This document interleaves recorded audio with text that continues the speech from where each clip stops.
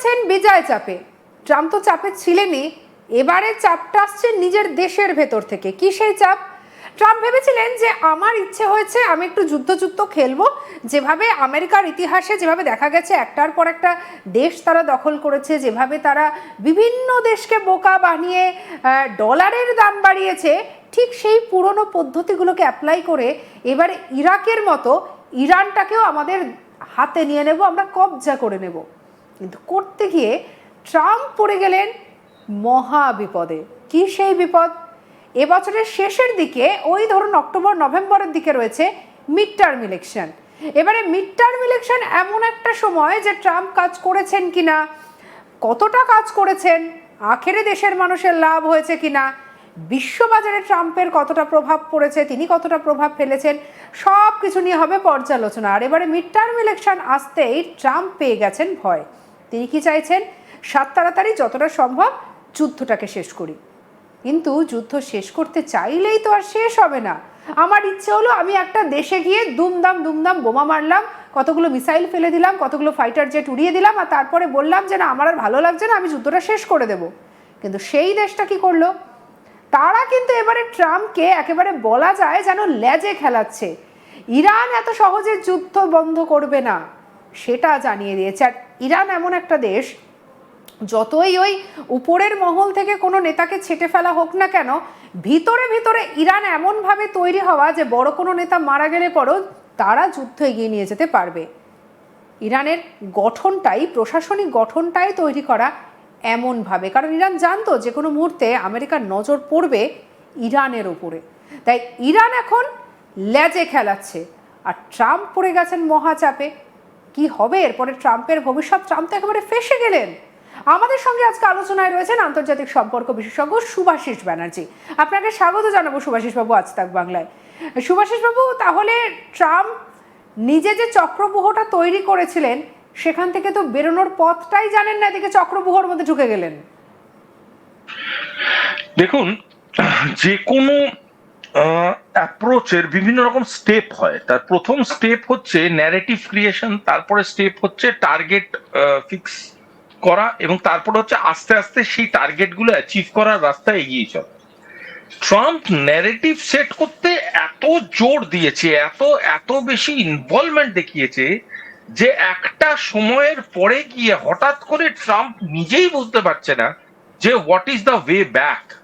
তার কারণটা হচ্ছে, আপনি অবাক হবেন না যদি আগামী 2-3 দিনের মধ্যে ট্রাম্প ঘোষণা করে দেয় যে এই যুদ্ধ আমেরিকা জিতে গেছে এবং ইরান তাদের থেকে মার্সি চেয়েছে, তার জন্য তারা নিজেরা এই যুদ্ধ থেকে ফিরিয়ে আনছে নিজেদেরকে। কারণ ট্রাম্প সর্বদা যেটা চেয়েছে সেটা হচ্ছে একটা অদ্ভুত রকম আপনার ন্যারেটিভ উইন, মানে প্র্যাকটিক্যালি এক্সিস্ট না করলেও অ্যাটলিস্ট যাতে আমেরিকার মানুষ বিশ্বাস করে যে ডোনাল্ড ট্রাম্প যুদ্ধটা জিতেছে। কারণ ট্রাম্পের এই এন্টায়ার অ্যাগ্রেশন বা এই অ্যাকিউমুলেশন থিওরি তো এই মিড টার্ম ইলেকশনকে কার্যকারী করার জন্যই, এবং সে কারণেই ট্রাম্প জানে যে সেখানে তার plan A, plan B, plan C তিনটেই ফেল করেছে, এবং ফেল করেছে বলেই আজকে তার যারা ক্লোজেস্ট এডস তাদেরকে তো আজকে ব্যাকফুটে যেতে দেখছি, তাদেরকে রিজাইন করতে দেখছি, তাদেরকে তো হাত গুটিয়ে নিতে দেখছি। সুতরাং এটা বলাই বাহুল্য যে আজকে ট্রাম্প যে জায়গায় দাঁড়িয়ে আছে এখান থেকে ফেরার রাস্তা কিছু নেই। সুভাষবাবু, তাহলে তো এই কথাটা বলা যেতেই পারে যে ট্রাম্প তো ফেসে গেছেনই, এবং অন্যদিকে যেহেতু সামনে ইলেকশন রয়েছে, এবার আপনার কাছ থেকে আমি একটু জানতে চাইবো যে আমেরিকার এই ধরনের মিড টার্ম ইলেকশনগুলো সেই দেশের কোনো রাষ্ট্রপ্রধানের জন্য কতটা চাপের হয়?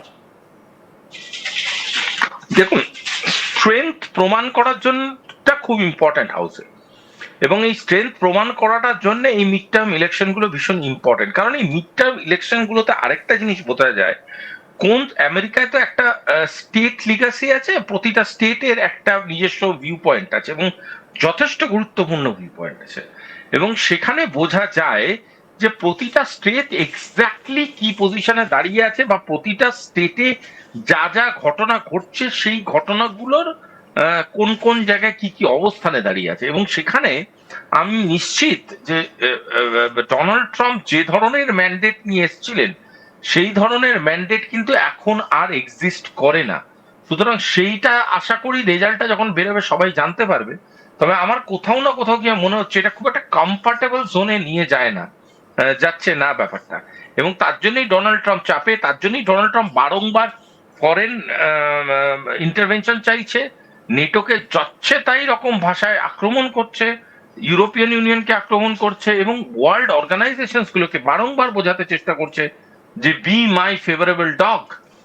এই ফেভারেবল ডগ হওয়া জিনিসটা খুব খারাপ একটা ইঙ্গিত। এবং তারা যদি নিজস্ব সভারেনিটি মেনটেন করে নিজস্ব পলিসিগুলোকে ইমপ্লিমেন্ট করতে চায়, তাকে ট্রাম্পের কথায় ভরসা রেখে এগোতে হবে। এটা কে বলেছে এই ধরনের আইনগত ব্যবস্থা কথা? দিস ইজ ভেরি পেনফুল, খুব দুঃখজনক। একটা দেশকে যখন এইরকম নোংরা ভাষায় জাপানকে আক্রমণ করা হলো, এইরকম নোংরা ভাষায় ডেনমার্ককে আক্রমণ করা হচ্ছে, ইউরোপের বড় বড় স্তম্ভদের আক্রমণ করা হচ্ছে, ইউকে কে আক্রমণ করা হয়েছে, এবং সে সকল ফ্রান্সকে আক্রমণ করা হয়েছে, সে সকল দেশের তো নিজস্ব একটা বিউটি আছে, প্রেজেন্স আছে, গ্লোবাল প্রেজেন্স আছে। এগুলোকে আক্রমণ করছে, এটা গোটা পৃথিবীতে ভালো চোখে নিচ্ছে না। এবং সেই কারণেই যত দিন যাচ্ছে ডোনাল্ড ট্রাম্প কিন্তু খুব খারাপ অবস্থায় যাচ্ছে। আর সুভাষিস বাবু, আপনি আরো একটি পোস্ট হয়তো দেখেছেন, আমরা একটু পোস্টটা সবার জন্য দেখাবো। ন্যাটোকে এবারে কিভাবে একেবারে যেন ট্রাম্প মনে করছেন এটা আমার হাতের পুতুল। Correct, ট্রাম্পের correct, বক্তব্যটা আমরা একটুখানি আপনাদেরকে দেখাবো, দেখুন। correct.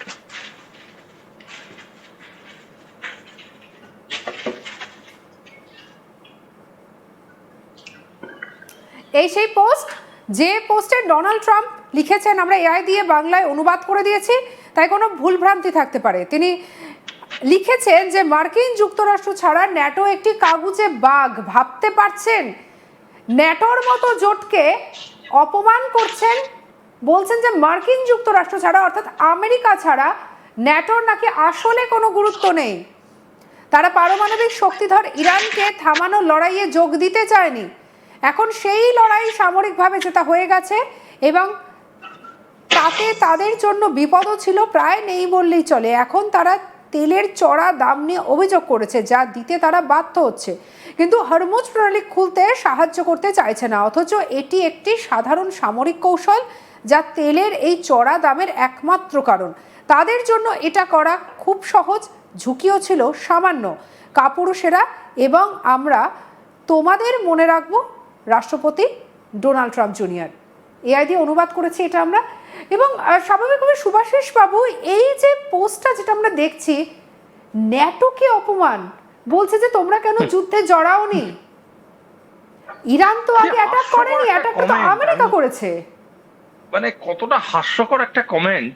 একদিক দিয়ে বলছে তারা যুদ্ধ জিতে গেছে, অন্যদিক দিয়ে তারা হরমুজ প্রণালীর ফিউচার সম্বন্ধে সন্দিহান। তারা জানে না হরমুজ প্রণালীতে কি অবস্থানে দাঁড়িয়ে আছে,